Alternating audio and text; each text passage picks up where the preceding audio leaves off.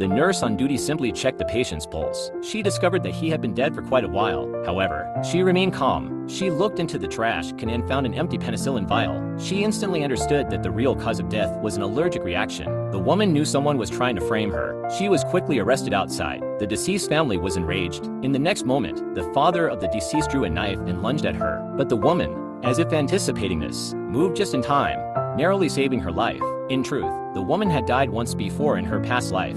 She had been wrongfully accused and had suffered the family's revenge. She perished without ever learning who had set her up. Perhaps fate took pity on her. She was reborn just before the patient's death. At that time, her brother entered with their adopted sister. Just like in her previous life, they asked her to cover the night shift for the younger sister. It was then that the adopted sister handed her an injection vial and asked her to administer it to the patient before 8 a.m. Seeing this, the woman immediately understood the truth. Her own brother and adopted sister were the ones plotting against her. She took the vial but deliberately let it fall, causing it to shatter. Her brother scolded her for scaring the younger sister, but when she claimed it slipped from her hand, he didn't press the issue. Instead, he simply urged her to hurry and cover the shift. Just as they were about to leave, the woman called them back. She then firmly refused to help. "I have an emergency surgery," she said. Without another word, she walked away, no longer the obedient person from her past life. After leaving, she went to the patient's room. Still uncertain, she found that the patient had died during the night, and in the trash, she found the empty penicillin vial. Realizing that the patient had been severely allergic to penicillin,